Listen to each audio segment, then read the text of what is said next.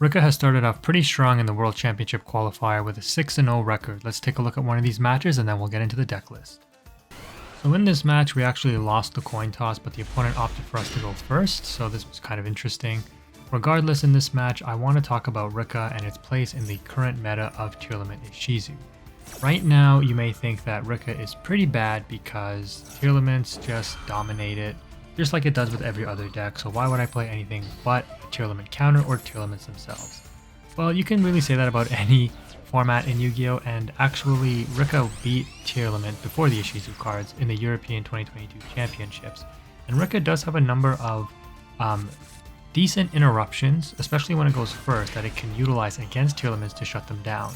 The first one being the field spell Con, which is very easy to get to. You can see here we started with no Rikka cards, but thanks to the way that the Rikkas on Avalon Engine works, and this is again another reason why the deck is so good, it can start off of one card like a Loci, like an Unexpected Die, like any Rikka card, and just kind of go full combo, and it does set up quite a strong end board.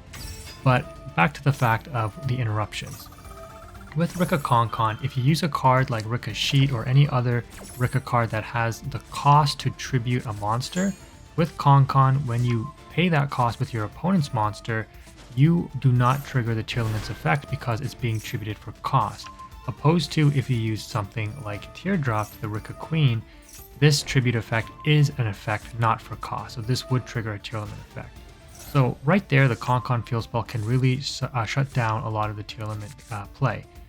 In addition to that, just like with any other deck, you're likely playing board breakers and or hand traps. Rikka has the room to play both. It plays Ash Blossom, Maxi, Imperms, or it can play Imperms and evenly matched. Not only that, it has an inherent within its own engine monster negate in the Rikka Princess, and when it tributes Strenna with material, it gets to go into Sacred Tree Beast, which is very strong. This end board right here is actually pretty good. You saw that the Jasmine bridged into the Rikka cards, and now we see why our opponent wanted us to go second, because they're on some kind of Lava Golem, OTK, Breakboard, probably Numeron or something crazy like that. But since this Strenna was tributed for the Lava Golem, it does trigger the effect, and we opt to bring out Teardrop, the Rikka Queen. Why? Because we want to keep our Rikka Princess live in case we need a monster negate, and you do need a Rikka monster on board in order to keep that live. The opponent reveals that they have another answer in a Kaiju, so our whole board got broken here. The opponent then goes into Alpha, and we are going to activate Rikka's Sheet to prevent it from activating its effect. The opponent then plays Owner's Seal, so they had a perfect OTK hand right off the bat. This would have beat Tearlaments no problem. This is 8200 damage on board, by the way, but notice that we're going to be able to survive because another nice thing about Rikka, and it plays nicely against rogue decks like this, is the life point gain can help avoid getting OTK'd like that from the Laurel and the Sunvine healer that we were able to summon. So we're actually able to survive on 600 life points. The opponent does reveal Bigfoot, and of course they get the summon off. This is 2 rank 8 materials on board. And they're going to go into Dingirsu to clear our field spell, and that's actually helpful because we have evenly matched, even though it's probably going to trade 1 for 1, but that's okay. They go into the Photon Lord here, which is a monster negate, and we're fine either way. Why? Because we have Glamour that can search for a Petal. We summon Petal, bait the negate. We just need any monster to use with Snowdrop, and we're good to go. Or yeah, we can get a monster, use it, and then use Glamour to tribute it and get 2 more monsters to hand if we want, or use Glamour to bring Mood on, depending on what we get, right? So we're going to go first, activate evenly matched, and perfect enough, we draw the Petal, which is excellent. The opponent opts to keep the monster negate on board, and we're going to summon Petal. This is another reason why Rikka is so strong. This card can come back every turn, and it gives you basically infinite engine, well, until you run out of cards in your deck, which is actually a problem with Rikka, but we'll get into that when we review the deck list video.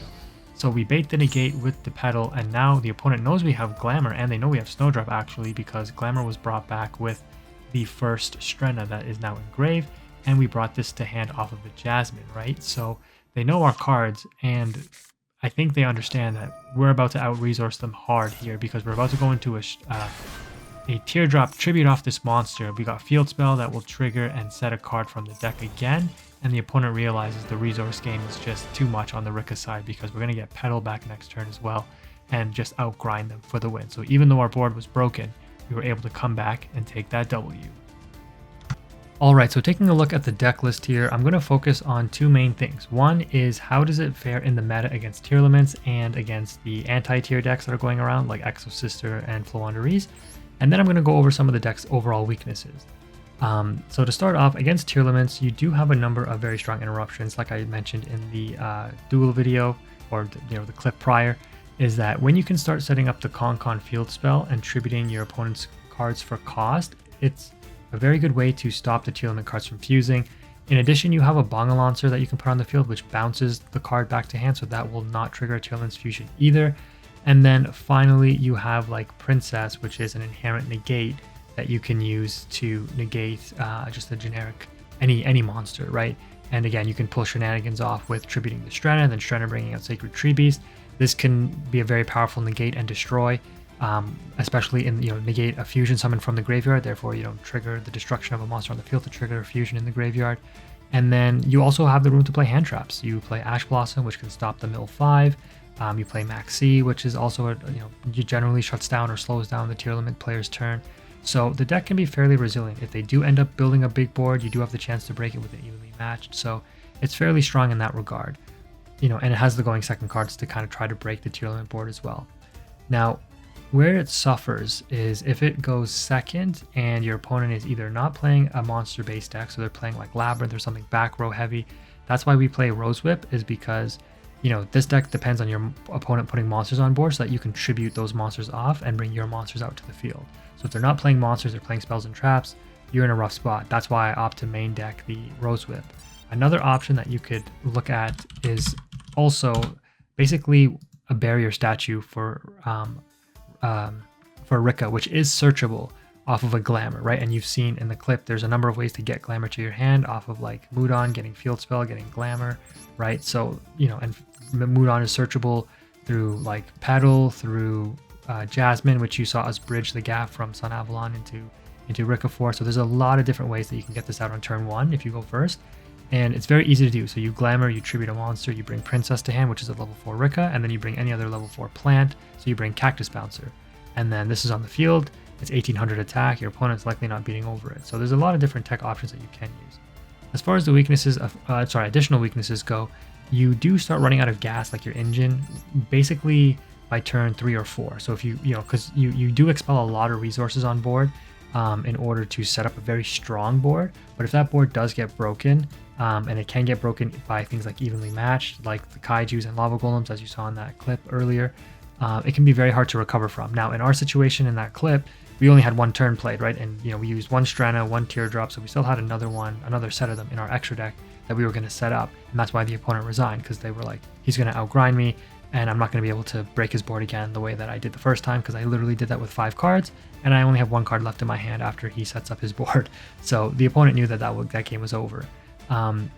So you do start running out of gas. You obviously suffer from graveyard interruption to an extent. It's not the core focus of the deck, but like your Petal coming back can get shuffled back into the deck. Your Princess Engraver can get shuffled back into the deck. You targeting a card in the graveyard with Strenna to bring back to your hand can get shuffled back into the deck. So you suffer from all of that. And likewise, you also suffer from cards that being banished. So you don't want your Petal banished off a Dimensional Fissure or a Shifter. You'd rather see it in the graveyard so you can bring it back, right? Now that being said, you can push through and still set up very strong boards and play through those banishing effects and those graveyard interruptions, but it does slow down the deck a little bit, and you're stuck in a little bit more of a grind game, which usually isn't a problem. But in the scenario where Tearlaments go first and they set up a very strong board, just like with any deck, you're likely not going to win. So you do have a lot of weaknesses still with this deck. When Tearlament ISHIZU gets hit though, this deck will definitely move up the tier list because it's very, very strong. And when Bestials come out, this deck counters them pretty heavily because obviously they can't really target anything because it's all water and earth. I think only the Jasmine and the Sylvan is light. So you're going to be beating Bestial control and stuff like that very, very easily. Against Kashtira, this deck also does very well because you tribute off the Kashtira monsters. They actually don't have a chance to resolve their effects, like with Fenrir and Unicorn on the field. So if you can tribute off an Arise Heart for cost, they can't respond with the effect to banish a card, right? So for the future meta, when we eventually phase away from Tearlaments or ISHIZU Tearlaments, this deck is looking to get very strong. And so that's how I kind of maintain a good amount of resources is I'm not springing onto Tearlaments, right? I built Dark Magician and I built Rikka, and that was it. I'm saving the rest of my gems for the next pack after Tearlaments gets hit, which is probably going to be like Kashtira or Bestial. I want to play a new fun deck, right? So this will be a good option for a competitive deck in the future, as well as a decently competitive option right now to deal with Tearlament and the other decks to a certain extent. So just to wrap up the video, the actual cards in the deck are too low side because you don't want to draw this. You'd rather summon an unexpected die. So, if you do draw it, it's not the end of the world, but you'd rather special summon it. So just 2 and not 3. 1 Laurel, because this is the target you bring out with Jasmine to do the double Jasmine, double Search play, like you saw in that clip that I played earlier. 3 Petal, because this is what you want your normal summon to be. 3 Maxi and 3 Ash Blossom, pretty self-explanatory. 1 Twin for the combo with the Loci into Dryas, as you saw again in the clip earlier. 1 Rose Whip, again because of the bad matchups. If I do see that I'm going up against like a Runic base deck or Labyrinth or some kind of back row deck, I'm bringing this out as soon as possible to try to slow the game down and get the advantage over my opponent. 2 Primula, you don't really need 3 just because, again, you only run 2 Strenna anyways. 3 Princess, just because you want to see this card. It's a free special summon. It enables your engine. It can be tributed off of Glamour without using up your normal summon. So it's a very, very, very, very powerful card you want to run 3 of, even though it does get shuffled back into your deck. 2 Mudan, because you don't really need more than 2, and just 1 Snowdrop, because this is the searchable card off of things like Jasmine and or Glamour. 3 Unexpected Die, because this is your best starter in the deck, assuming you don't get maxied and can't play through it.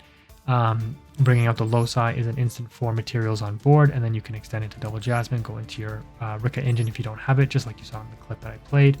The Sunbind Sewing is the combo extender, so just 1 of this to bring out the 1 of Sunseed Twin.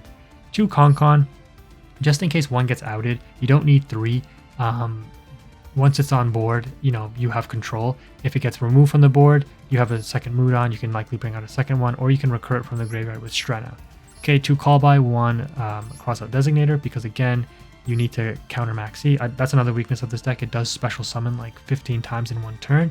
So if you do get Maxied and you don't have a way to negate it with the Call by, Crossout, or Ash Blossom, or even, you can negate it with Princess in your hand if you have a Rikka card on field already, you're not going to want to try to play through that Maxi because you're going to give your opponent like 15 draws.